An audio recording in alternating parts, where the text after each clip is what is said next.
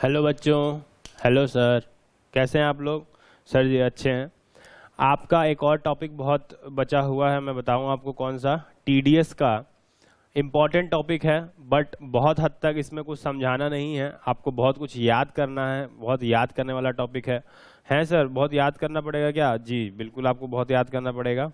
चलिए तो स्टार्ट करते हैं अपना टॉपिक टीडीएस का। सबसे पहले मैं समझा दूं कि इसमें आपको क्या बातें आपको पता होनी चाहिए और क्या है ये चैप्टर टीडीएस का। मेरी बात सुनिएगा, क्यों है चैप्टर ये टीडीएस, अब मेरी बात समझिएगा।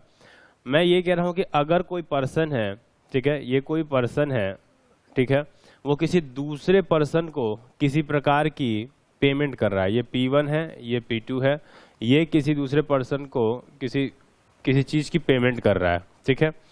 तो साहब इसके लिए ये एक्सपेंस है जी, इसके लिए ये खर्चा है जी साहब, खर्चा है।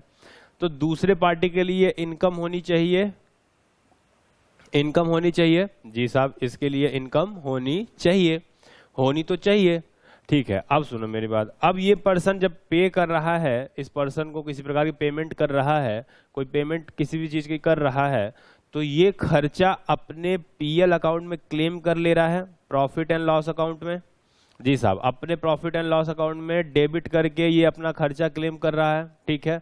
और अपना प्रॉफिट कम कर ले रहा है, कह रहा है साहब मैंने तो ये पैसा खर्च कर दिया अपने बिजनेस के बढ़ोतरी में जी साहब, इसने डेबिट कर दिया और अपना प्रॉफिट कम कर लिया जी साहब। लेकिन जानते हो होता क्या था, ये पर्सन ये नहीं मानता था कि ये इनकम मेरी है, समझ रहे हो। ये जब पीएल अकाउंट बनाता था तो उसमें भी ये जो भी होता था दिखाता था, लेकिन अपनी ये इनकम जो है वो शो नहीं करता था जो इससे मिली। इसके लिए अगर खर्चा है तो किसी दूसरे पर्सन के लिए इनकम है जी साहब, तो ये अपना खर्चा क्लेम कर ले रहा है, प्रॉफिट कम हो जा रहा है, गवर्नमेंट इसे कुछ कह नहीं पा रही है, बिल प्रोड्यूस कर दे रहा है। लेकिन जब बात हो रही है P2 की, तो P2 उसको अपनी इनकम नहीं मान रहा, P2 को यहाँ इनकम माननी चाहिए थी, वो कह रहा है साहब ये मेरी इनकम नहीं है, नहीं मान रहा। तो गवर्नमेंट ये कहती है एक काम करते हैं, हम एक चक्रव्यूह रचते हैं, माया जाल रचते हैं। तो जो चैप्टर है आपका TDS, tax deducted at source, वो कुछ नहीं है बट एक चक्रव्यूह है, ठीक है, एक चक्रव्यूह है। गवर्नमेंट ने क्या कहा, P1, हे P1 सुनो, हे P1 सुनो। P1 ने कहा जी साहब बोलिए क्या सुनना है। P1 को गवर्नमेंट ने कहा एक चीज मैं तुम्हें बता दूं,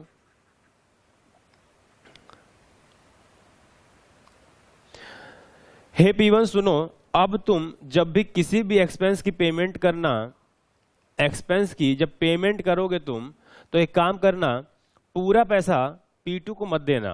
कहते हैं अच्छा साहब, अगर तुम्हें 1000 रुपए P2 को देने हैं तो इस 1000 रुपए के 2 हिस्से करना, 900 रुपए P2 को दे देना और 100 रुपए P1 तुम मुझे यानी गवर्नमेंट को दे देना, गवर्नमेंट को दे देना, ठीक है, 100 रुपए दे देना गवर्नमेंट को। P1 ने कहा सर ये क्यों मानेगा, ये क्यों मानेगा जब ये 1000 रुपए का सामान है। गवर्नमेंट ने कहा ये नियम हम सिर्फ तुम्हारे लिए तो बना नहीं रहे हैं, सबके लिए बना रहे हैं, तो P2 के लिए भी ये नियम अप्लीकेबल होता है। P2 बिल्कुल मानेगा, हम कह देंगे क्यों नहीं मानेगा, बताओ साहब क्यों नहीं मानेगा। ठीक है, तो कहा गवर्नमेंट ने एक काम करना, जब भी तुम किसी एक्सपेंस की पेमेंट करना, मान लो वो एक्सपेंस तुम्हारा 1000 रुपए का है, तो 1000 रुपए में से 900 पेमेंट करना P2 को और 100 रुपए गवर्नमेंट को दे देना। अच्छा, गवर्नमेंट को दे देना। अब बात हो रही है P2 की। अब एक काम करना P1 तुम एक रिटर्न भरना, तुम एक रिटर्न भरना। एक रिटर्न मतलब क्या, एक जानकारी, एक ब्यौरा मुझे देना, एक ब्यौरा मुझे देना। गवर्नमेंट ने कहा कि हे P1 तुम मुझे एक ब्यौरा देना, किस बात का, कि तुमने किस पर्सन का किस पैन नंबर पे, पैन नंबर आपने पढ़ा पिछले चैप्टर में जी साहब, किस पैन नंबर पे किस पर्सन का कितना पेमेंट किया है, ठीक है, पेमेंट कितना किया है और उस पर टीडीएस कितना काटा है, टीडीएस कितना काटा है। तो मान लो यहाँ पे आ जाएगा पैन जो भी है ABCDE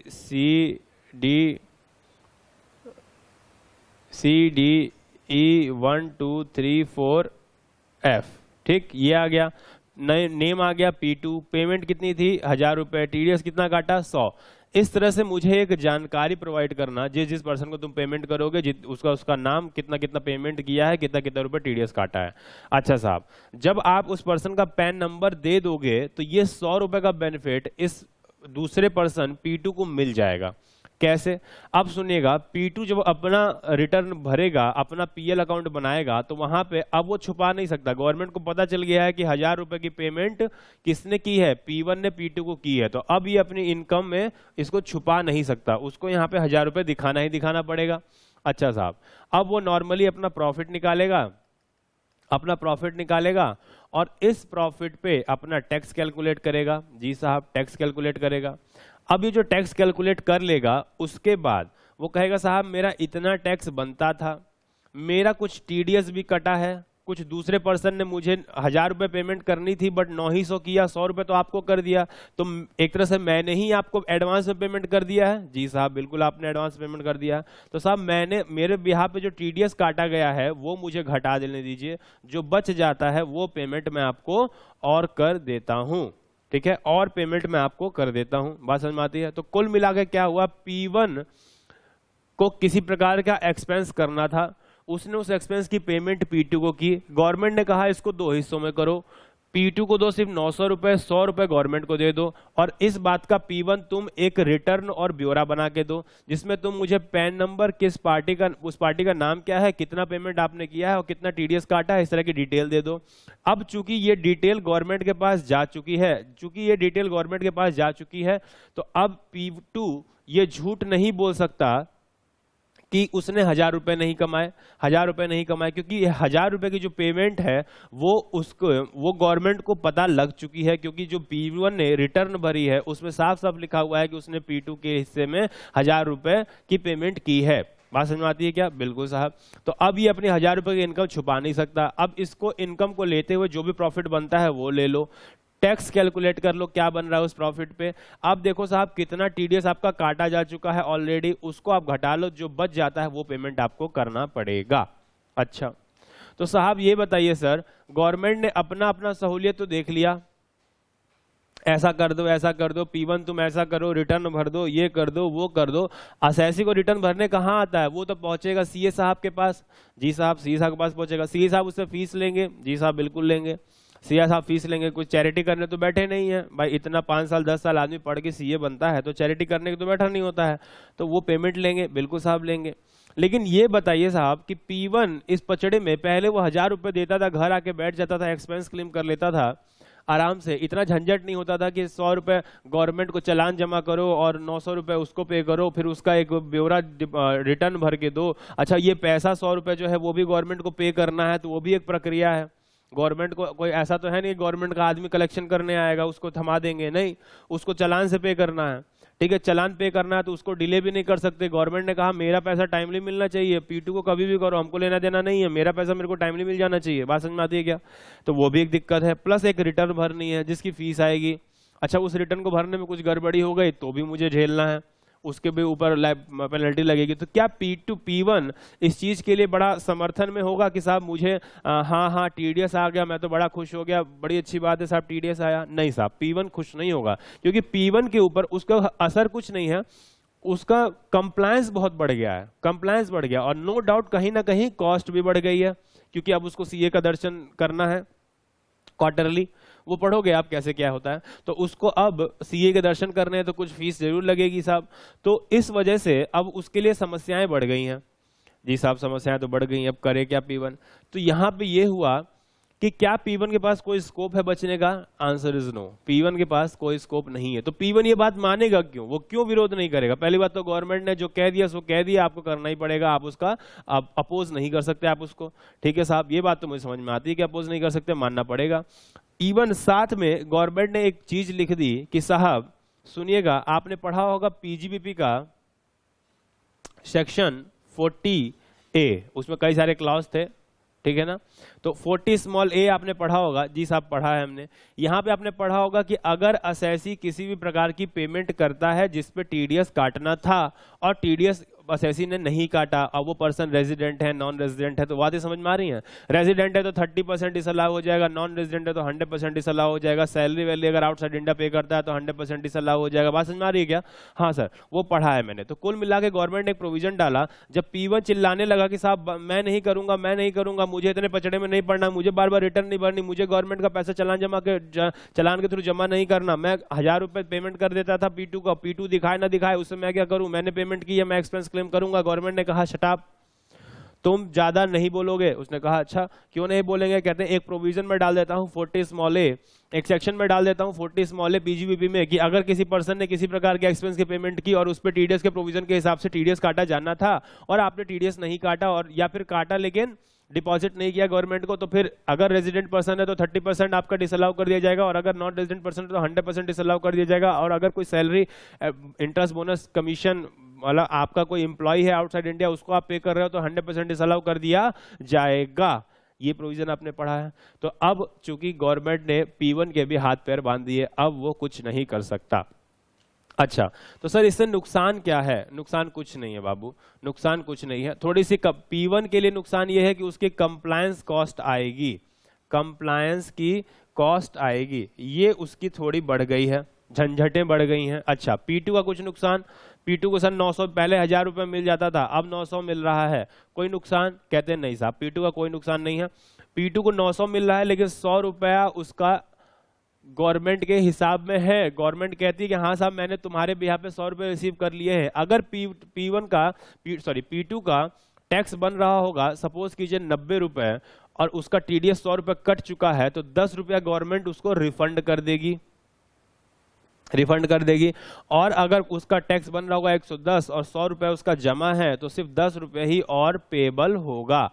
P2 को सिर्फ 10 रुपए और पे करना पड़ेगा। तो इस प्रकार का सिस्टम यहां पर बनाया है। सर ये जो TDS कटता है और ये रिटर्न भर रहा है, जो ये पर्सन रिटर्न भर रहा है कि यहाँ पैन का डिटेल दे रहा है, यहाँ नेम बता रहा है, यहाँ कितने रुपए का पेमेंट किया है, किस तरह की पेमेंट किया है, कितना TDS काटा है, वो सब जो डिटेल जा रही है, इसको क्या बोलते हैं सर? ये फॉर्मेट है, फॉर्म 26Q है, 24Q है, सैलरी की डिटेल 24Q में जाती है, सैलरी की डिटेल 24Q में जाती है, और नॉन सैलरी अगर पेमेंट होती है तो उसकी डिटेल आपकी 26Q में जाया करती है। सर इसको जो ये 100 रुपए का क्रेडिट मिलेगा वो कैसे मिलेगा? जब ये रिटर्न चली जाएगी, जब 26Q 24Q चली जाएगी, तो उसमें पैन दिया होगा ना, पैन, तो उस पर्सन के पैन पे अपने आप ये 100 रुपए शो करने लगेगा। कहाँ शो करेगा सर? एक फॉर्म होता है 26AS, 26AS, ठीक है ना? AS 26 नहीं, AS 26 नहीं, 26AS एक फॉर्म होता है।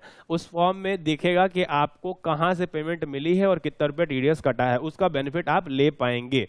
जी साहब, बात समझ में आती है क्या? बिल्कुल सर, बात समझ में आती है। तो बस ये TDS क्या है? एक मैकेनिज्म है। TDS एक मैकेनिज्म है। क्या है? TDS एक मैकेनिज्म है। सर इससे क्या हुआ? असल में क्या हो रहा है ना, पेमेंट को ट्रेस करने की कोशिश की जा रही है। एक पर्सन अपना एक्सपेंस क्लेम कर ले रहा है, तो अगर किसी पर्सन के लिए कोई चीज एक्सपेंस है तो किसी दूसरे पर्सन के लिए वो इनकम रही होगी, तो बस इसी इनकम को ट्रेस करने की कोशिश की जा रही है। इसको ये नहीं कहा जा रहा कि साहब हम आपको एक्सपेंस नहीं क्लेम करने देंगे। कहते हैं आप TDS काटो, आपको एक्सपेंस क्लेम करने देंगे। हाँ, TDS नहीं काटा तो एक्सपेंस क्लेम नहीं करने देंगे। बात समझ में आती है क्या? हाँ, लेकिन इस पर्सन की इनकम है, ये ट्रेस नहीं हो पा रहा था। लोग खर्चे पे खर्चे क्लेम किए जा रहे थे, लेकिन अगर किसी पर्सन ने खर्चा क्लेम किया तो किसी और को पेमेंट की होगी, तो उस पर्सन की इनकम भी तो है, तो वो इनकम ट्रेस नहीं हो पा रही थी। तो उस इनकम को ट्रेस करने के लिए गवर्नमेंट ने क्या कह दिया कि भैया सुनो, अगर आपको TDS का प्रोविजन आपके ऊपर एप्लीकेबल है तो आप TDS काटोगे। जब TDS काटोगे तो जिस पर्सन का TDS काटा है उसकी डिटेल गवर्नमेंट के पास जा चुकी है। अब वो पर्सन झूठ नहीं बोल सकता कि मुझे वो इनकम नहीं मिली है। तो कुल मिला के ये इनकम को ट्रेस करने का एक माया जाल है। तो सोर्स जहां से इनकम जनरेट हो रही है, टैक्स डिडक्टेड एट सोर्स, क्या लिखा हुआ है? Tax deducted at source. जहां से इनकम का सोर्स है वहीं से टैक्स का एक हिस्सा डिडक्ट कर लिया जा रहा है, इसीलिए इसका नाम है TDS, tax deducted at source. जहां से सोर्स है, जहां से स्रोत मतलब आपका स्रोत है, ठीक है ना, स्रोत है जहां से पैसा जनरेट हो रहा है, वहीं से टैक्स डिडक्ट कर लिया जा रहा है, इसीलिए इसको TDS बोलते हैं, टैक्स डिडक्टेड एट सोर्स। जी साहब। अच्छा, इसने नहीं अगर डिडक्ट किया तो इसका एक्सपेंस डिसअलाउड। बात समझ में आती है क्या? बिल्कुल साहब। तो गवर्नमेंट कहती है तुम मत दो, बचा रहे हो ना इसको, बचा लो, तुम ही टैक्स दे लेंगे, तुम्हें एक्सपेंस क्लेम नहीं करने देंगे, तुम ही इनकम पे टैक्स दो, लाओ दो। बात समझ में आती है क्या? बिल्कुल सर, बात समझ में आती है। अच्छा, अब मैं आपको ले चलूंगा, यही आपको सबसे ज्यादा रटना है कि साहब टीडीएस कब काटना है, कितना काटना है, किसको काटना है, वो सारी चीजें, ठीक है। कब काटना है, किसको काटना है, कितना काटना है, वो सारी चीजें, और यही आपको याद करना है। टैक्स डिडक्टेड एट सोर्स, माया जाल समझ में आया कि क्या चीज है। रिटर्न आप किस में भरते हो? 24 क्यू में, 26 क्यू में। 24 क्यू में सैलरी, 26 क्यू में नॉन सैलरी, इसमें आप रिटर्न भरते हो। जिस जिस पर्सन का पैन दिए होगे उस पर्सन के पैन पे अपने आप शो करेगा, किस फॉर्म में? 26 AS नाम का फॉर्म है, उसमें शो करेगा, ठीक है सर। सेक्शन 192 पेमेंट कौन सी है? सैलरी। एम्प्लॉयर पेमेंट कर रहा है अपने एम्प्लॉय को, पेयर कौन है? एम्प्लॉयर पे कर रहा है। किसको पे कर रहा है? एम्प्लॉय को, चाहे वो रेजिडेंट हो चाहे नॉन रेजिडेंट हो। तो क्या कोई एग्जम्पशन है? कहते हैं कोई एग्जम्पशन नहीं है। कब देना है, कब टीडीएस काटना है? तो कहते हैं eight the time of payment, जब पेमेंट करोगे तो आपको टीडीएस काटना है। कितने रेट से टीडीएस काटना है? कहते हैं एवरेज रेट ऑफ टैक्स, यानी स्लैब रेट से आपको टीडीएस काटना है। सर अब ये मतलब समझा दीजिए, स्लैब रेट का टीडीएस काटने का मतलब क्या है? कहने का मतलब ये है, चलो इतना स्पेस सफिशिएंट होगा। रेट क्या है? कहते हैं average rate of tax. Average rate of tax क्या होता है sir? Average rate of tax सुनिएगा, कहते हैं साहब कि किसी पर्सन की जो सैलरी है, मान लीजिए वो है 4,50,000, ठीक है, 4,50,000, इस पे आप टैक्स निकाल लीजिए, कोई उसकी डिडक्शन नहीं है उसके पास, सिर्फ 2.5 लाख की बेसिक एग्जम्पशन है, तो 2 लाख रुपए बच गए। अब 2 लाख पे 5% टैक्स लगेगा, जी साहब 10,000 रुपए, प्लस 4% इस पे सेस लगेगा, 10,400।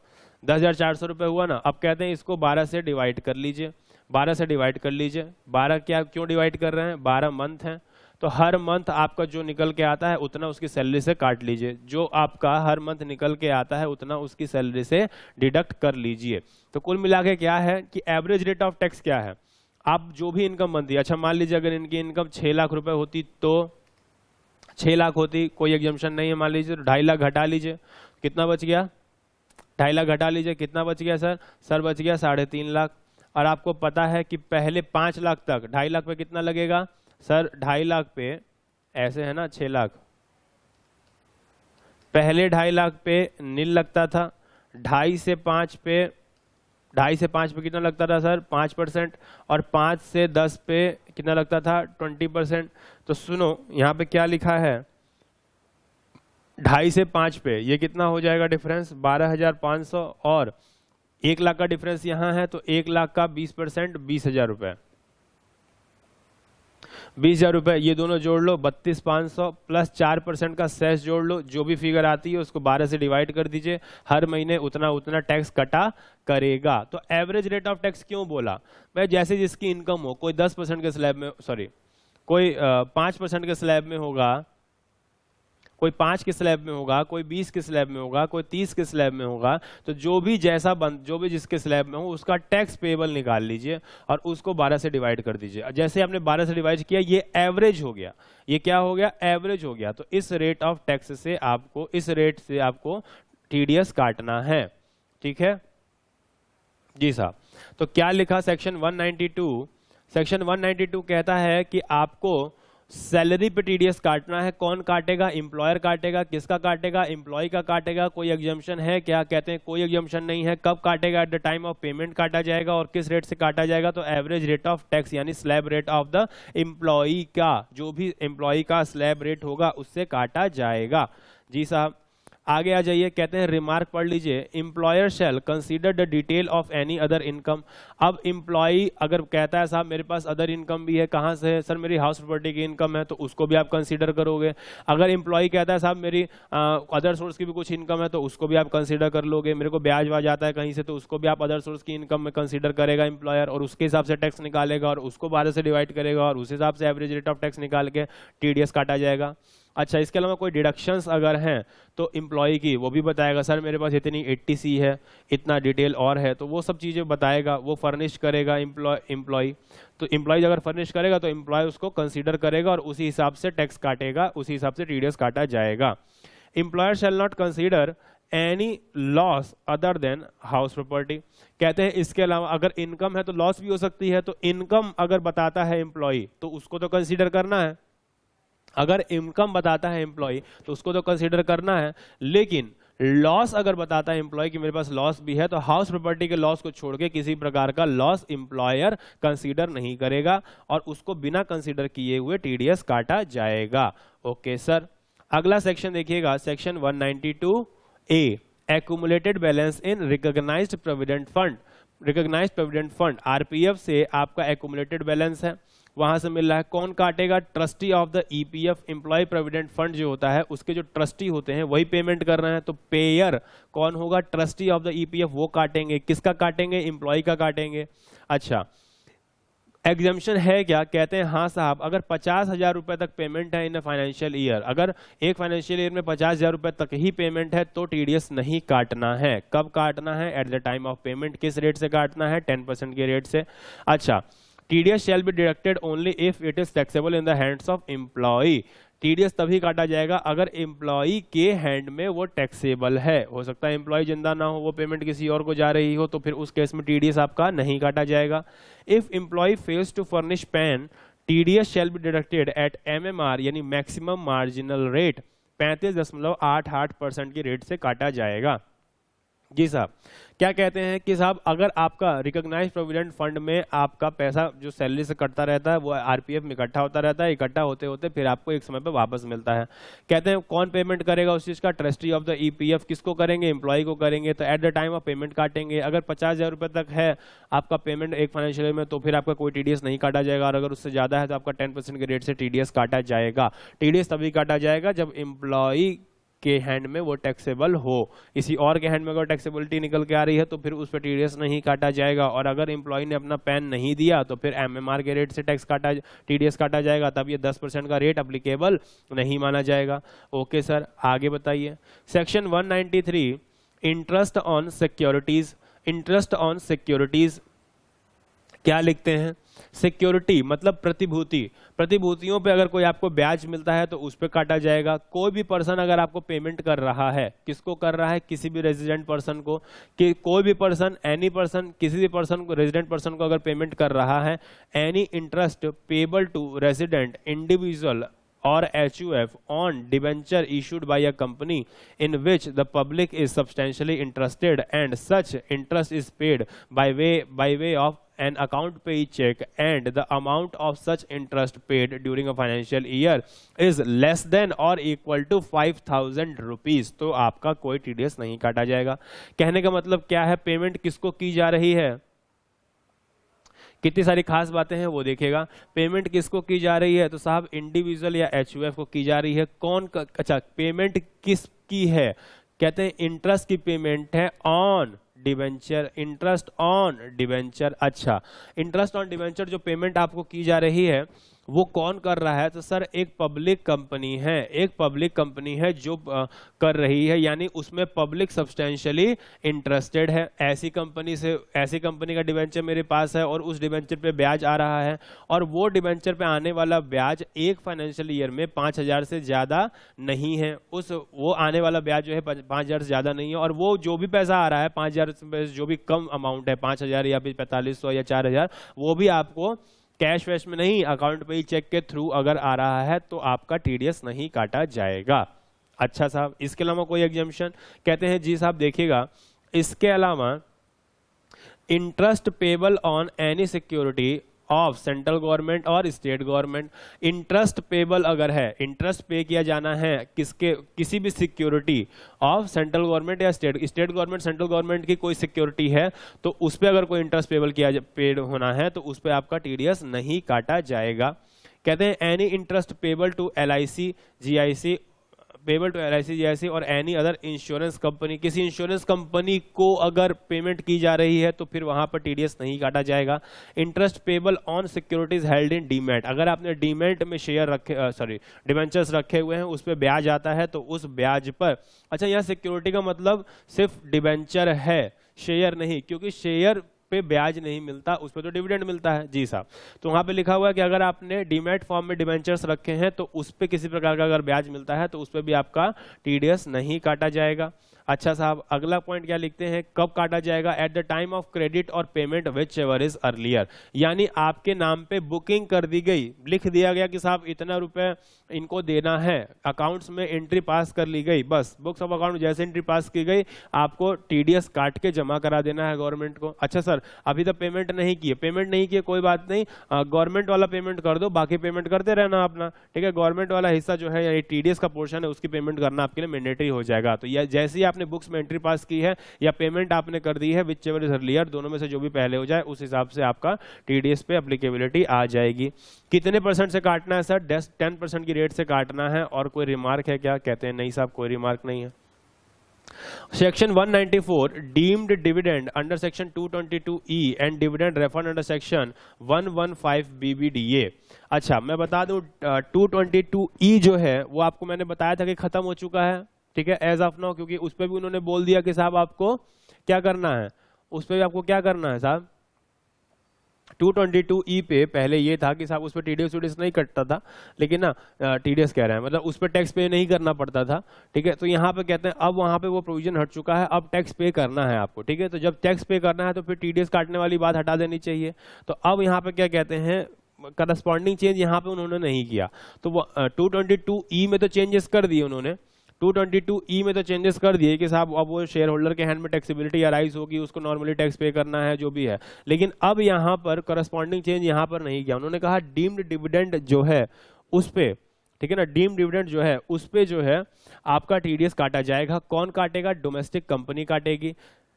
एनी रेजिडेंट पर्सन को अगर पेमेंट की जाती है तो, या फिर इसके अलावा डिविडेंड जो अंडर सेक्शन 115 BBDA में रेफर्ड है, 115 BBDA में रेफर्ड है, उस डिविडेंड पे भी अगर डोमेस्टिक कंपनी पे कर रही है किसी भी पर्सन को तो उस पर टीडीएस काटेगी, एट द रेट ऑफ 10% काट देगी, at the time of payment काटेगी, और किसी प्रकार की कोई एग्जम्पशन नहीं है, किसी प्रकार का कोई रिमार्क भी नहीं है। जी साहब, अदर सोर्स मैंने पढ़ा रखा है सेक्शन 115 BBDA और 222E भी पढ़ा रखा है। करस्पॉन्डिंग चेंज यहाँ पे नहीं किए गए, इसलिए प्रोविजन अभी भी एप्लीकेबल है। एप्लीकेबल क्या है, इन्फोर्सिबिलिटी कुछ नहीं आएगी, लेकिन करस्पॉन्डिंग चेंज होने से रह गया, अगले बजट में हो जाएगा, कोई बात नहीं साहब। Section 194A interest other than on security. अब आपको ब्याज मिल रहा है लेकिन किसी सिक्योरिटी पे नहीं, उसके अलावा किसी चीज पे। तो देखिएगा, any person other than individual and HUF whose turnover does not exceed the specified limit under section 44AB। यानी कि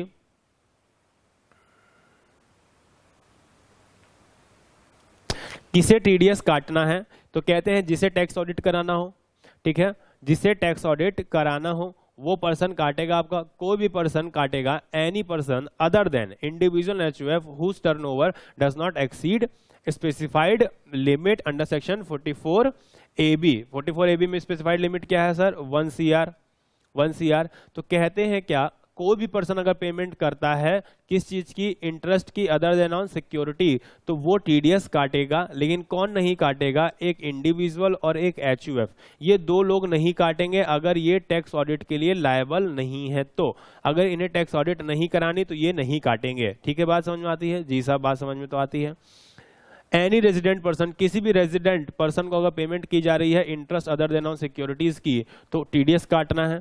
अच्छा, कोई एग्जम्पशन है क्या? बिल्कुल। अच्छा रुक जाओ, किस रेट से काटना है? 10% के रेट से काटना है। कब काटना है? At the time of crediting और payment whichever is earlier, उस रेट उस समय पे आपको काटना है। कोई एग्जम्पशन है क्या? कहते हैं बिल्कुल साहब, interest paid by bank, bank अगर आपको ब्याज दे रहा है, कोई कोऑपरेटिव बैंक दे रहा है, पोस्ट ऑफिस दे रहा है, किसी सीनियर सिटीजन को दे रहा है तो 50,000 तक, और किसी अदर पर्सन को दे रहा है तो 10,000 तक, आपका टीडीएस नहीं कटेगा। ओके साहब। इन अदर केसेस 5,000 रुपए, इन अदर केसेस 5,000 रुपए तक अगर आपका ब्याज है interest other than on securities, तो आपका टीडीएस नहीं कटेगा। Interest paid by firm to its partner, अगर पार्टनरशिप फर्म है और फर्म पे कर रही है अपने पार्टनर को इंटरेस्ट, तो उस पे, उसके कैपिटल पे इंटरेस्ट, तो उस पे भी टीडीएस नहीं काटा जाएगा।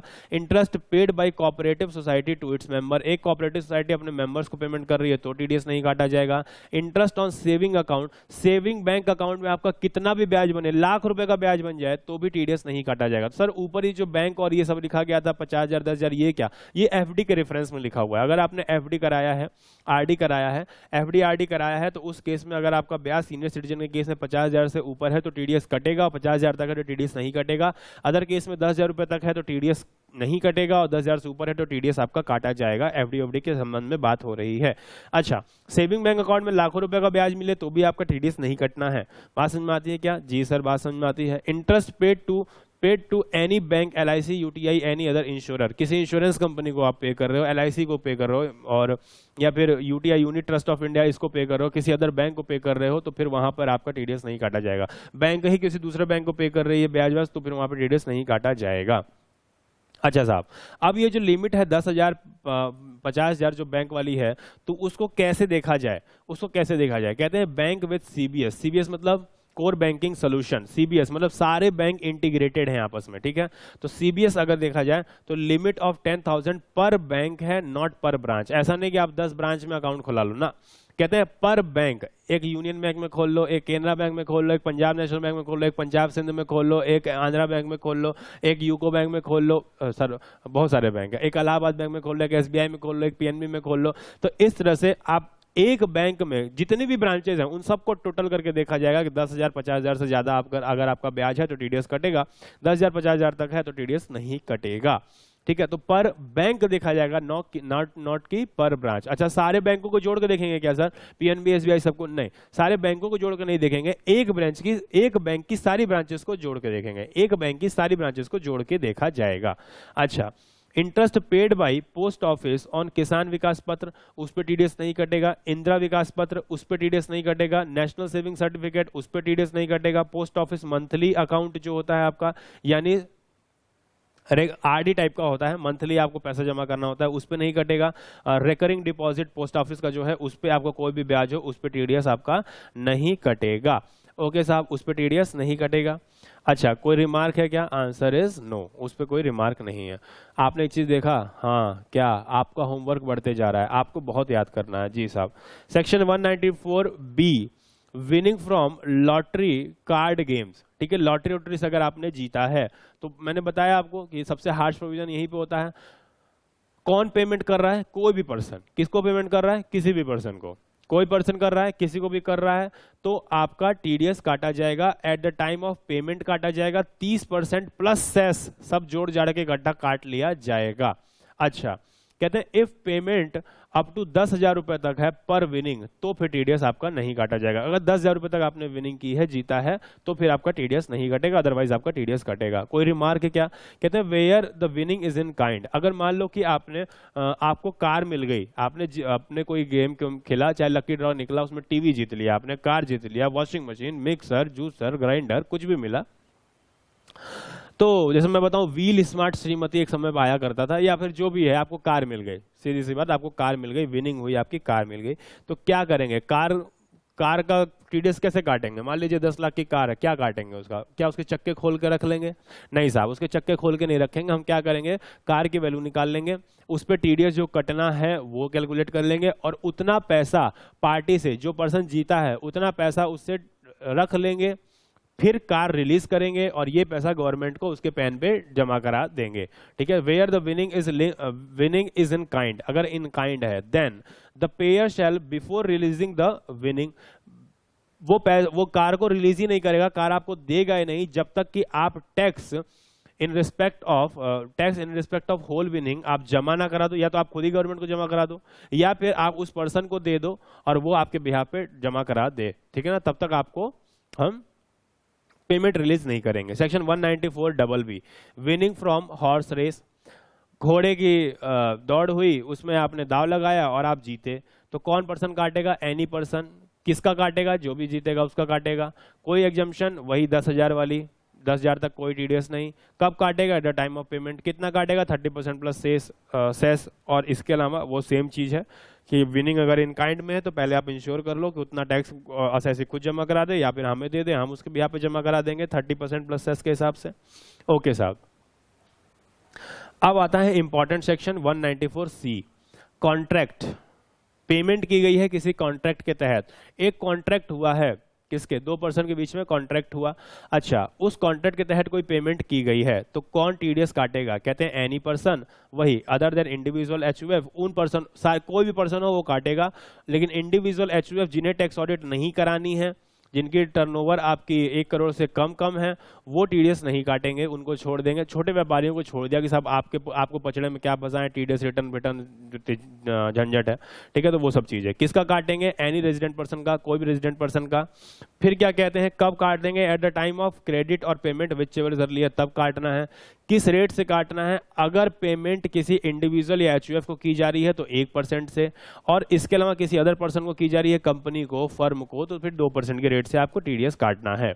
ओके साहब, आगे सुनिएगा, कोई एग्जाम्पशन है क्या, कहते हैं if both of the following condition is satisfied, अगर दोनों कंडीशन सेटिस्फाई हो जाती है तो आपको टीडीएस नहीं काटना है।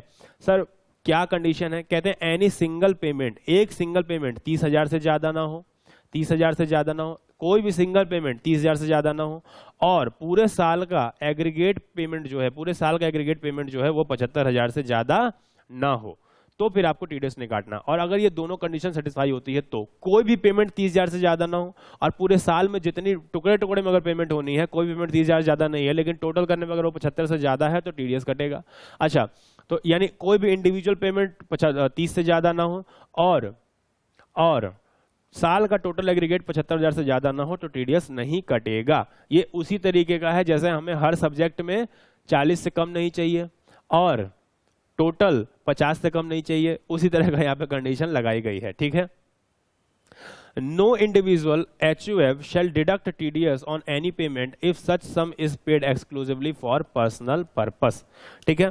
अगर कोई पेमेंट आप पर्सनल पर्पस के लिए कर रहे हो, ठीक है, आप मान लीजिए टैक्स ऑडिटेड हो, टैक्स ऑडिट वाले क्लाइंट हो, ठीक है, आपकी ऑडिट होनी है, अब आप अपने घर के लिए कोई एक्सपेंस कर रहे हो, कोई कॉन्ट्रैक्ट आपने किया है और अपने घर के लिए कोई कॉन्ट्रैक्ट किया है, अपने खुद के लिए किया है, सपोज कीजिए कि आप एक असेसी हैं, आप टैक्स ऑडिट और सेट सब करा रहे हो, ठीक है, टैक्स ऑडिट में हो, और मान लो सीएस आपकी फीस ही है, आप अपनी इंडिविजुअल फाइलें, अपनी खुद का टैक्स ऑडिट, अपना इसके अलावा और जीएसटी वीएसटी रिटर्न है जो चीजें, उन सब चीजों का इकट्ठा पेमेंट आप सीएस आपको कर रहे हो 1 लाख रुपए। अब आप कहो कि सर मैं तो टीडीएस काटूंगा, मैं तो टीडीएस काटूंगा। अच्छा, बिजनेस का जो करा रहे हो उसका तो ठीक है, जीएसटी की फीस के रिस्पेक्ट में अगर आप टीडीएस काट रहे हो तो कुछ गलत नहीं है, लेकिन आप अपना इंडिविजुअल अपने परिवार वालों का अगर आप केस दिखा रहे हो, अपने परिवार वालों का, उस पर कहो कि हम टीडीएस काटेंगे तो वो उचित नहीं है साहब, ठीक है। अपने फैमिली के रिस्पेक्ट में जो आप पेमेंट कर रहे हो आईटीआर के, उसमें अगर आप टीडीएस काट रहे हो तो वो उचित नहीं है। यानी कि अगर कोई भी पेमेंट आप पर्सनल पर्पस के लिए कर रहे हो, अपना खुद का काम है, उसके रिस्पेक्ट में कोई एक्सपेंस की पेमेंट आप कर रहे हो तो उस पर आप टीडीएस नहीं काटोगे। बिजनेस के लिए अगर आप कोई एक्सपेंस कर रहे हो तो उस पर आप टीडीएस काटोगे, जी साहब। अच्छा, और कुछ सर, कहते हैं द पेई ट्रांसपोर्टर, अच्छा द पेई ट्रांसपोर्टर, अगर पेई मतलब जिसको पेमेंट हो रही है वो ट्रांसपोर्टर है, हु ओन्स, जिसके पास 10 से ज्यादा गुड्स कैरेज व्हीकल नहीं है, 10 से ज्यादा गुड्स कैरेज व्हीकल नहीं है, at any time during the previous year, किसी भी समय 10 से ज्यादा गाड़ी नहीं थी उसके पास माल ढोने वाली, ठीक है, ऐसा कोई पेई है, मतलब जिसको पेमेंट मिल रही है, जिसको पेमेंट मिल रही है, ऐसा कोई पेई है जो ट्रांसपोर्टर है, द पेई फर्निश करता है a declaration of that effect along with pan, और इस बात का वो एक डिक्लेरेशन देता है आपको कि साहब मेरे पास किसी भी समय 10 से ज्यादा गाड़ी नहीं थी, तो फिर आप उसका टीडीएस नहीं काटोगे, ठीक है साहब।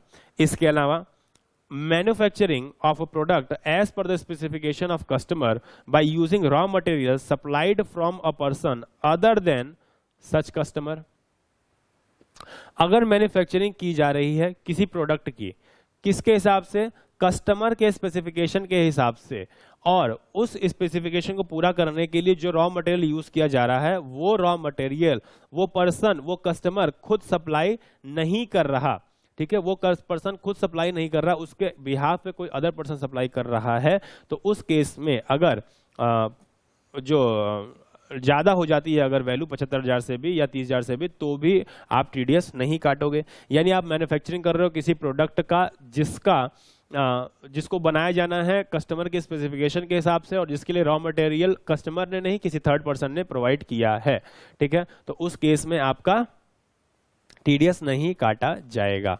Okay sir. अच्छा, इस साइड आ जाइए, कहते हैं, अच्छा नीचे आना पड़ेगा, एक सेकेंड, आ जाइए, payment by client to ad agency 190C is applicable. अच्छा, अब ये चीजें जो है ना, ये डिस्कशन और कोर्ट केसेस की जजमेंट एटसेट्रा के हिसाब से डिराइव करके आपके सामने लिखी हुई हैं। इसको आप एज इट इज याद कर लेंगे। आपको एग्जैक्ट केस नहीं पता कि क्या हुआ था, कैसे हुआ था, तो जो जो लिखा है आप उसको एज इट इज याद कर लेंगे, या फिर आप इसको छोड़ भी सकते हैं। ये फाइनल लेवल की चीजें हैं, ये जो नीचे के नोट्स लिखे हुए हैं, ठीक है। चलो, फिर भी अगर आप payment by client to advertisement agency, ad agency को आप पेमेंट करते हो, अमागी, बड़ा सोचो, टीवी सोचो, अगर आप टीवी को अपना एड दिखाने के लिए पेमेंट करते हो, अमागी को पेमेंट करते हो, तो आपके ऊपर 194C एप्लीकेबल हो जाएगा। अपने बिजनेस का एड दिखाने के लिए अगर आपने अमागी को पेमेंट की है, 194C एप्लीकेबल हो जाएगा। ओके साहब, टीडीएस कटेगा। Payment by ad agency to TV channel, newspaper, 194C is not applicable. अब अमागी टीवी चैनल जी न्यूज को पेमेंट कर रही है तो 194C नहीं लगेगा। सर क्यों नहीं लगेगा? मैंने कहा ना, अभी इसको याद कर लो, खत्म बात। चलो, payment by TV channel, newspaper company to advertisement agency for booking, procuring, canvassing for advertisement, payment is treated as discount and not commission, so TDS under section 194H is not applicable. अब 194H हमने पढ़ा नहीं, तो कहते हैं अब कौन payment कर रहा है? TV channel. टीवी चैनल मतलब जी न्यूज, जी न्यूज पेमेंट कर रहा है, न्यूज़पेपर कर रहा है, ठीक है, न्यूज़पेपर कर रहा है पेमेंट, न्यूज़पेपर कंपनी कर रही है, Dainik Jagran to ad agency अमागी को पेमेंट कर रही है। उल्टा हो रहा है केस, किस लिए? कि साहब बुकिंग कराने के लिए, प्रोक्योर कराने के लिए, कैनवसिंग कराने के लिए एडवर्टीजमेंट का, तो this is treated as discount. ये डिस्काउंट है, नॉट कमीशन, ये कमीशन नहीं है, इसलिए 194H इज नॉट अप्लीकेबल। अब 194H में ना कमीशन के ऊपर टीडीएस काटा जाता है, तो यहां पे ये कमीशन नहीं है, इसलिए 194H is not applicable. Payment made by TV channel broadcaster to production house for production of content programme. अब टीवी चैनल ने पेमेंट किया है, किसको? टीवी चैनल ने, यानी जी न्यूज ने प्रोडक्शन हाउस को पेमेंट किया है, ठीक है। कोई हाउस है भैया कि मेरे को ऐसा ऐसा शो बनाना है, वो शो ऑर्गेनाइज करने का काम कर रहा है, ठीक है। तो यहां पे लिखा है if programme is as per the specification of telecaster broadcaster, ठीक है ना, टेलीकास्टर ब्रॉडकास्टर मतलब TV channel, and copyright of the content also transfer to telecaster broadcaster. यानी कि अगर प्रोग्राम किसके हिसाब से बनाया जा रहा है? जी न्यूज के हिसाब से, ठीक है, जी चैनल के हिसाब से बनाया जा रहा है, और copyright of the content also transfer कर दिया जा रहा है कि साहब इसका कॉपीराइट भी आपको दे दिया कि ऐसा दोबारा नहीं कोई बना सकता आपकी परमिशन के अलावा, तो 194 एप्लीकेबल हो जाएगा। अच्छा, if right of the content already produced by production house. अच्छा, अगर कोई स्पेशल आपके लिए नहीं बना रहा है, नॉर्मली उसका बना बनाया है, उसमें आपको भी काम करने दे रहा है, तो फिर उस केस में 194C इज नॉट अप्लीकेबल। यानी जी न्यूज को कोई नया उसके स्पेसिफिकेशन के हिसाब से नहीं बना रहा है, प्रोडक्शन हाउस का एक बना बनाया पैटर्न है, उसी पैटर्न को आपको भी बेच दे रहा है, तो वहां पे 194C इज नॉट अप्लीकेबल, ठीक है। तो ये चीजें हैं। अच्छा, इसके अलावा यहाँ पे लिखा हुआ है वर्क। वर्क में क्या क्या शामिल है? Advertising, broadcasting, telecasting, catering, transportation of goods passenger by any mode other than by way of railway. अच्छा, उस पर टीडीएस आपका कटना है। इन केस ऑफ प्रोडक्ट मतलब वर्क पे टीडीएस कटना होता है, तो एड पे कटेगा, ब्रॉडकास्टिंग में कटेगा, टेलीकास्टिंग में कटेगा, केटरिंग में कटेगा, ट्रांसपोर्टेशन में कटेगा, ऑफ गुड्स का और पैसेंजर दोनों का, रेलवे वाला छोड़ के। In case product is manufactured on job work basis, अगर जॉब वर्क बेसिस पे आपका किसी प्रकार की मैन्युफैक्चरिंग की जा रही है, यानी मटेरियल माल आपने सप्लाई कर दिया, यहाँ पे क्या था? एग्जाम्पशन कहाँ थी? मैन्युफैक्चरिंग आपने की है लेकिन माल आपने सप्लाई नहीं किया है, तो वहां पे एग्जाम्पशन थी, टीडीएस नहीं कटेगा। लेकिन जॉब वर्क में क्या है? आपने माल सप्लाई किया है, जैसे दर्जी को हम लोग ले जाते हैं, कपड़ा दे देते हैं, कहते हैं भैया इसको सिल दो, ठीक है। तो जॉब वर्क बेसिस पे अगर आपने मैन्युफैक्चरिंग कराई है, the value of raw material is not separately shown. और आप कहते हो कि साहब अच्छा, अब आपने दर्जी को पेमेंट की, ठीक है, दर्जी को पेमेंट की, और उस दर्जी को पेमेंट आपने की मान लीजिए 50,000 रुपए, उसमें से पूछा जा रहा है ये बता दो साहब, ये बता दो 50 ने 1 लाख रुपए, ये बता दो कि आपने जो माल सप्लाई किया था वो कितने का किया था। आप कह रहे हो मैं नहीं बताऊंगा, मैं नहीं बताऊंगा, मैं नहीं बताऊंगा। अगर आप नहीं बताते हो तो इंटायर अमाउंट पे टीडीएस एप्लीकेबल हो जाएगा, इंटायर अमाउंट पे टीडीएस एप्लीकेबल हो जाएगा। बता दो, बता दोगे तो ये पता चल जाएगा कि कितना पोर्शन उसका जॉब वर्क की फीस है, तो उस फीस को हम 30,000 और 75,000 से कंपेयर कर लेंगे और उस हिसाब से टीडीएस कटेगा कि नहीं कटेगा ये देख लेंगे। लेकिन अगर आप कहते हो मैं नहीं बताऊंगा तो कोई बात नहीं, हम फिर 30,000 और 75,000 का कंपेरिजन पूरे अमाउंट से कर देंगे, जॉब वर्क के लिए जो भी पेमेंट आपने की है उससे कर देंगे, इंक्लूडिंग रॉ मटेरियल की वैल्यू, रॉ मटेरियल की वैल्यू को इंक्लूड करते हुए कर देंगे। उसके बाद आप सफाई देते रहना कि भैया ये ऐसे वैसे, और टीडीएस का प्रोविजन अप्लीकेबल करा देंगे और आप बैठ के टीडीएस काटते रहना। बात समझ में आती है क्या? बिल्कुल सर, बात समझ में आती है।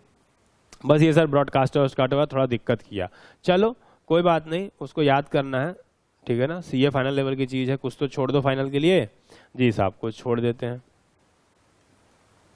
Section 194D, insurance commission for soliciting insurance business, ठीक है। इंश्योरेंस कमीशन, एलआईसी के एजेंट होते हैं बहुत सारे, पता है? जी साहब पता है, एलआईसी के बहुत सारे एजेंट होते हैं। तो इंश्योरेंस कंपनी अपने एजेंट को, रेजिडेंट एजेंट को कमीशन पेमेंट करती है, तो उस कमीशन पे 5% का टीडीएस काटा जाता है। कौन काटेगा? Insurance company काटेगी।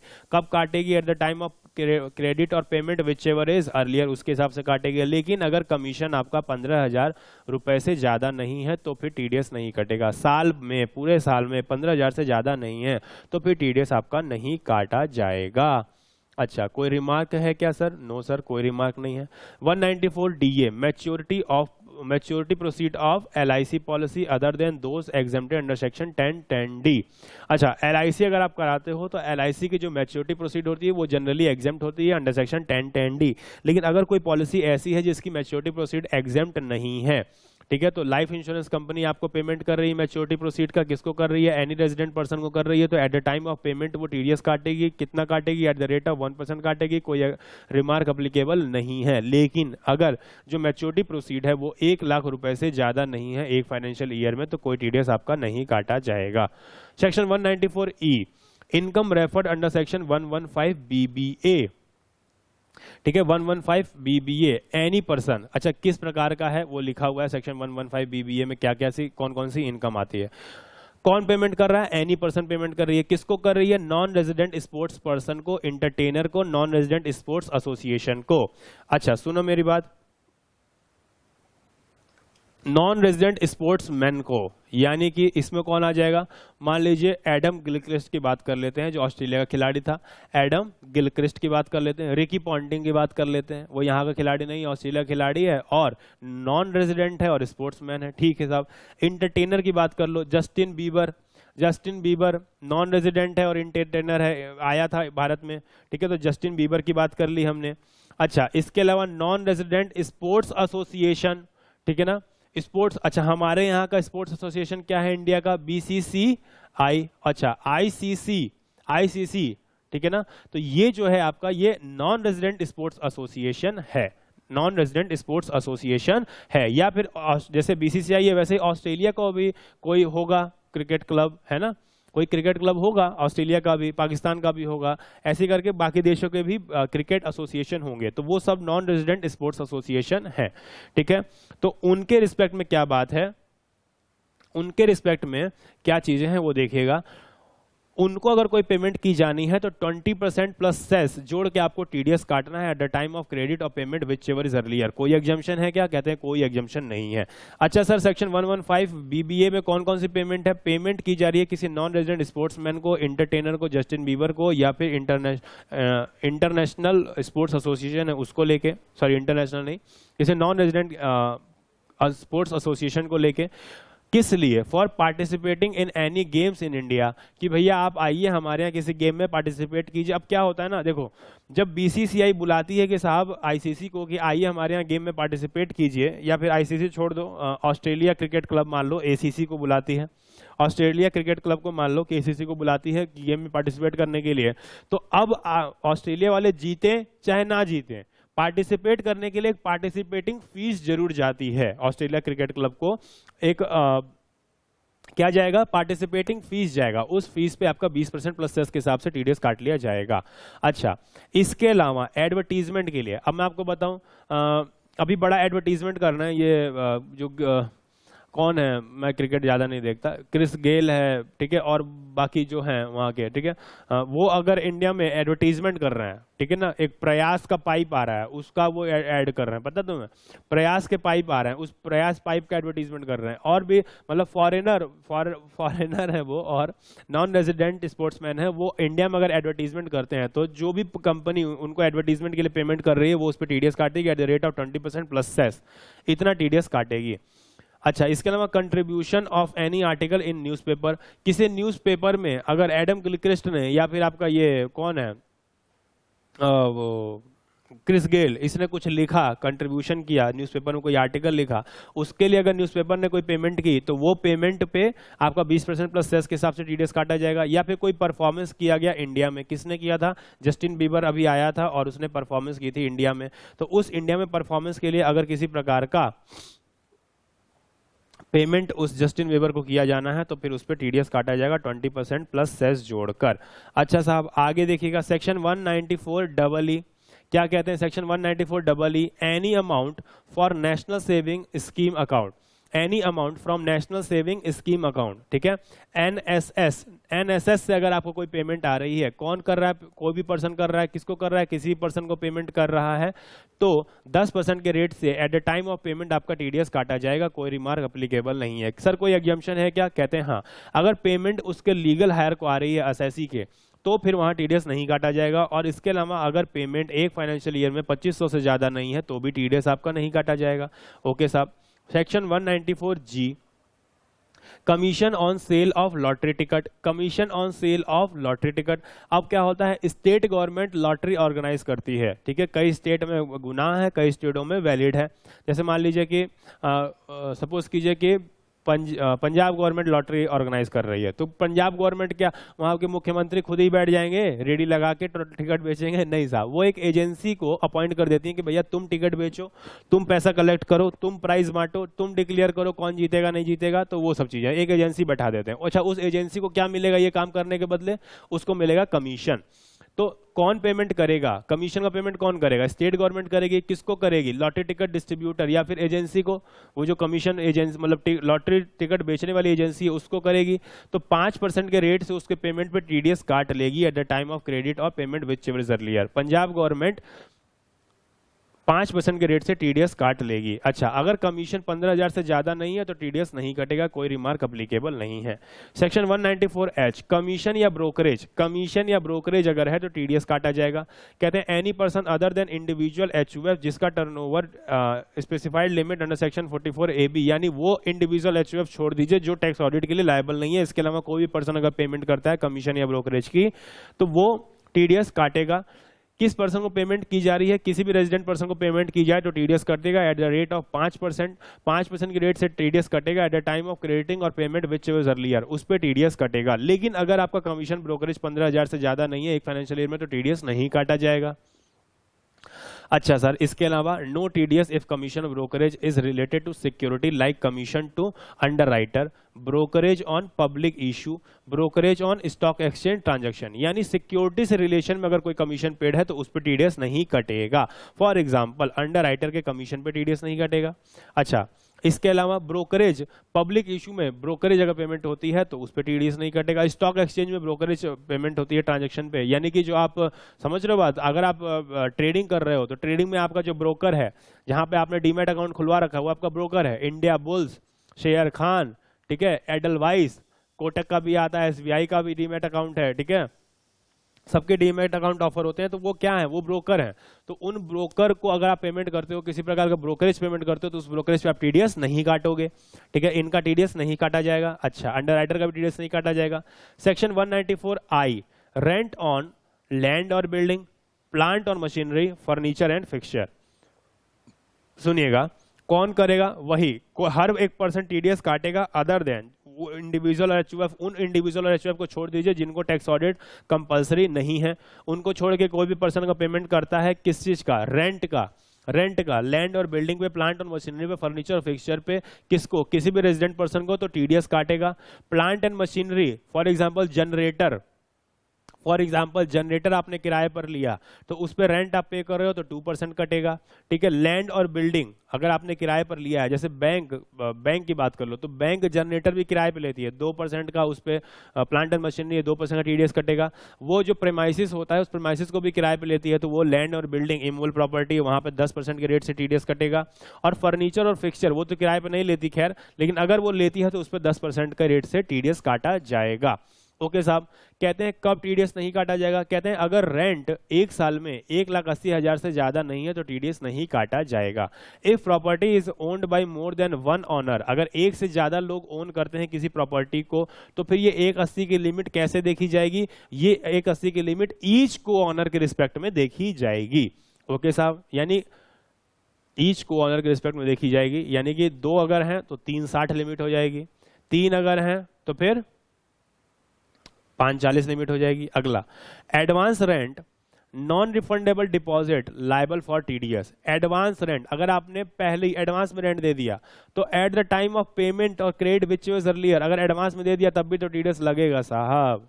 अच्छा, इसके अलावा आपने कोई डिपॉजिट किया, सिक्योरिटी डिपॉजिट दिया, लेकिन वो सिक्योरिटी डिपॉजिट आपको वापस नहीं मिलेगी, वो नॉन रिफंडेबल है। अगर वो नॉन रिफंडेबल है तो रेंट ही तो है, अगर रिफंडेबल नहीं है। अगर रिफंडेबल होता तब तो सिक्योरिटी मेरी असेट है वो, लेकिन अगर वो रिफंडेबल ही नहीं है, आपने दे दिया भूल जाओ तो रेंट ही तो है, टीडीएस लग जाएगा साहब। वेयरहाउसिंग चार्जेस, वेयरहाउसिंग चार्जेस कहते हैं ये टीडीएस के लिए लायबल होगा। अच्छा, landing and parking charges paid by airlines company to airport authority, वो टीडीएस के लिए लायबल है बट अंडर सेक्शन 194C।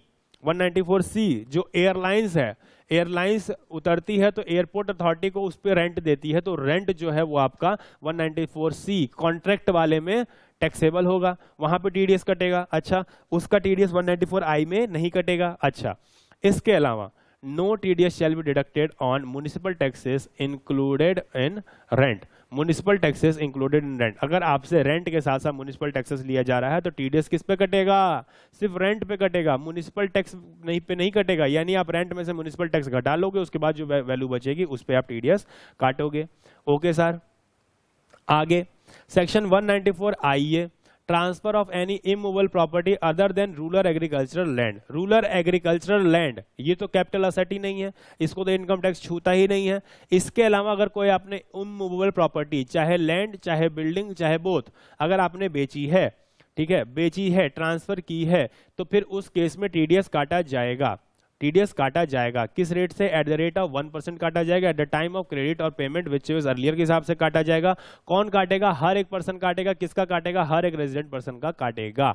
ठीक है, कोई रिमार्क अप्लीकेबल नहीं है। अच्छा, कब नहीं काटा जाएगा, अगर एक्चुअल कंसिडरेशन 50 लाख रुपए से ज्यादा नहीं है, 50 लाख रुपए से कम है, तो फिर टीडीएस आपका नहीं काटा जाएगा। अच्छा, कौन काटेगा, समझो, ट्रांसफर कर रहा है सेलर, किसको कर रहा है, बायर को, तो पेमेंट कौन करेगा, बायर करेगा सेलर को, तो बायर टीडीएस काटेगा, बायर टीडीएस काटेगा, कम पेमेंट करेगा, 1% कम पेमेंट करेगा। ठीक है, अब आ जाओ सेक्शन 194IB की तरफ। Rent of any immovable property, किसी इमूवेबल प्रॉपर्टी का रेंट। अच्छा, इमूवेबल प्रॉपर्टी यानी कि लैंड और बिल्डिंग और बोथ, उसका रेंट है, तो individual HUF other than those covered by section 194I, individual HUF other than those covered by, कौन काटेगा, इंडिविजुअल और एचयूएफ जो कि अबव यानी कि 194I में कवर्ड नहीं थे, अदर देन दोस, उनको छोड़ के जो 194I में कवर्ड नहीं थे। यानी 194I में कवर्ड कौन थे, हर एक पर्सन, लेकिन उन पर्सन को छोड़ के जिन्होंने टैक्स ऑडिट कराना जरूरी नहीं है। अच्छा, उन्होंने यानी जिन्होंने टैक्स ऑडिट कराना जरूरी नहीं है, अगर उन्होंने कोई इमूवेबल प्रॉपर्टी रेंट पे ली है तो फिर वो 5% के रेट से टीडीएस काटेंगे। क्रेडिट ऑफ द रेंट, एक सेकंड रुक जाइए, 5% के रेट से टीडीएस काटेंगे, किसका काटेंगे, किसी भी रेजिडेंट पर्सन का काटेंगे।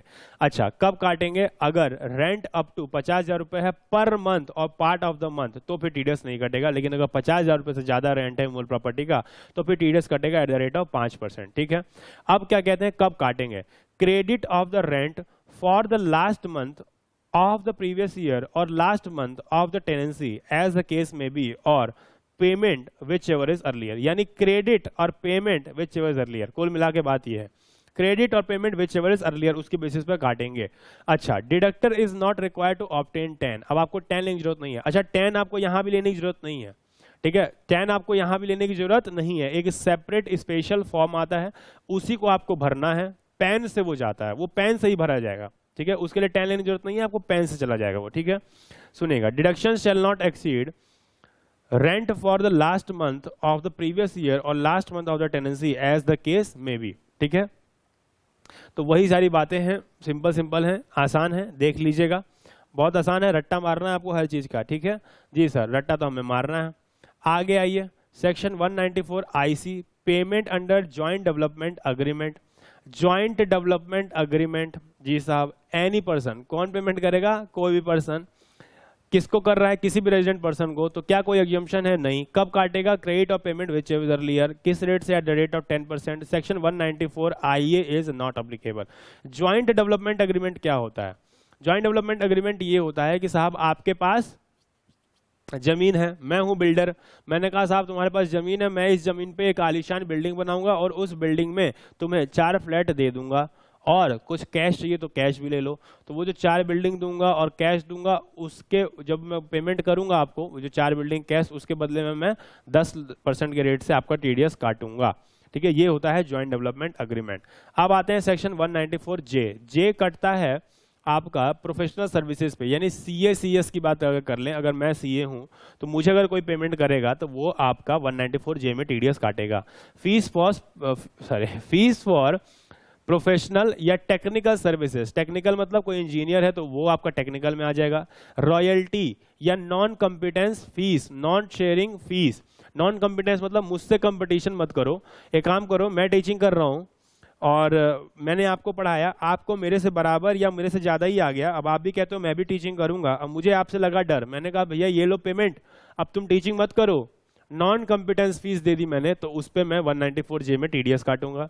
अच्छा, non sharing fees, non sharing मतलब मैंने कोई एक फार्मूला बनाया जिसके तहत मैंने कोई दवाई मेडिसिन एक्सेट्रा बनाई है, जिसमें मैंने इतना ये डाला इतना ये डाला, या मैंने कोई रेसिपी बनाई है होटल की जिसमें मैंने क्या क्या डाला है वो मैं नहीं बता रहा, तो वो मैं नहीं बता रहा। अच्छा, मैं आपको बेच दिया मैंने और मैं ये फार्मूला और किसी को नहीं दूंगा, तो मैं ये फार्मूला किसी और से शेयर नहीं करूंगा, इस बात की मैंने आपसे फीस ले ली, और तो उसे बोलेंगे नॉन शेयरिंग फीस, और नॉन शेयरिंग फीस पे भी आपका टीडीएस कहां कटेगा, 194 जे में।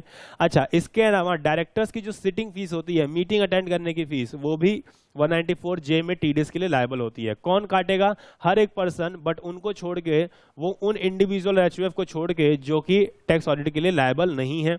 किसका काटेंगे, कोई भी रेजिडेंट पर्सन है तो उसका काटेंगे। कितना काटेंगे सर, 10% के रेट से काटेंगे, eight the time of credit और पेमेंट विच एवर अर्लियर के हिसाब से काटा जाएगा।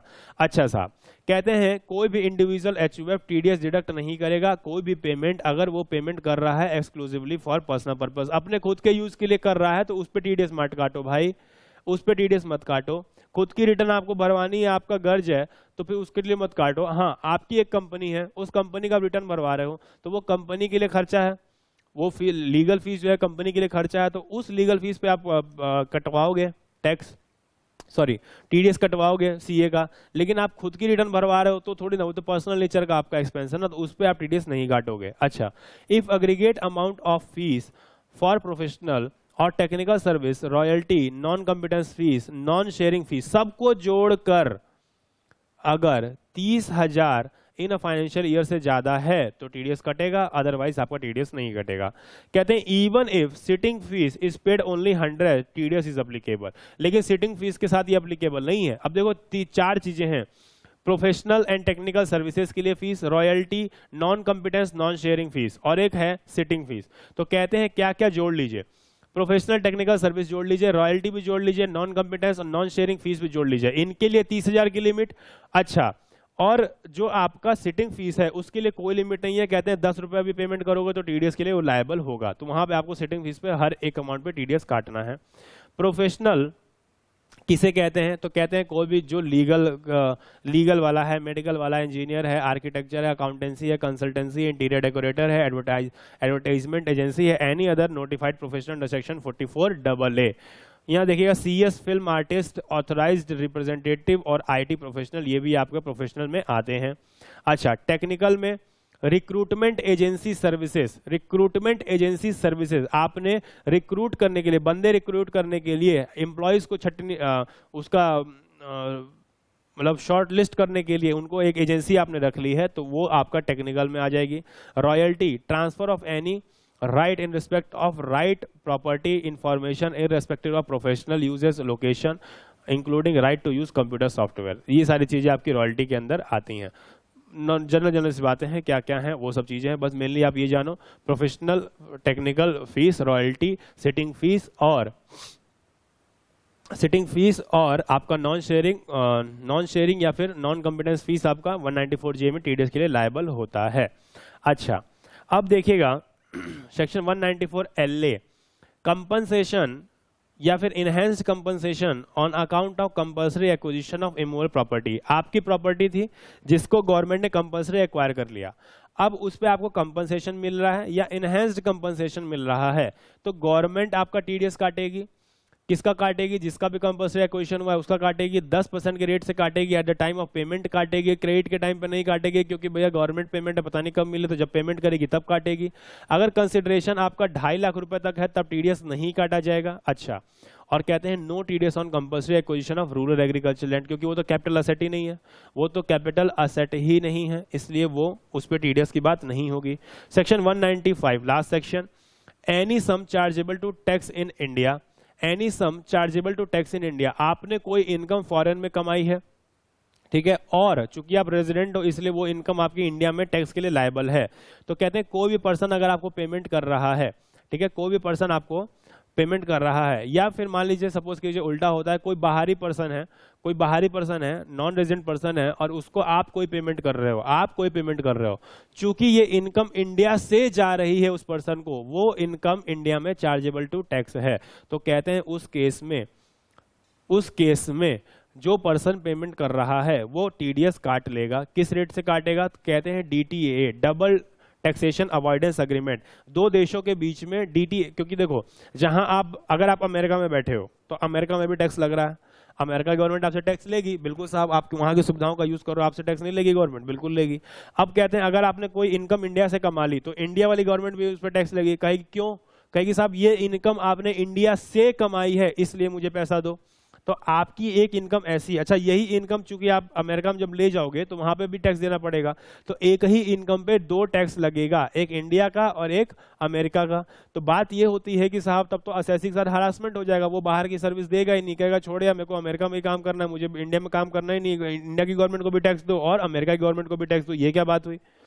तो उस केस में कहते हैं कि अमेरिका और इंडिया की गवर्नमेंट ने मिलकर आपस में डिसाइड किया कि साहब हमारे यहाँ अगर कोई ऐसा कुछ काम होता है कि आपके यहाँ का बंदा हमारे यहाँ या हमारे यहाँ का बंदा आपके यहाँ काम करता है, तो उस पर कैसे कैसे कितना कितना टैक्स लिया जाएगा उसका एक अग्रीमेंट कर लेते हैं, कौन लेगा टैक्स, कितना लेगा टैक्स, उसका एक अग्रीमेंट कर लेते हैं, उसे बोलते हैं डबल टैक्सेशन अवॉइडेंस अग्रीमेंट।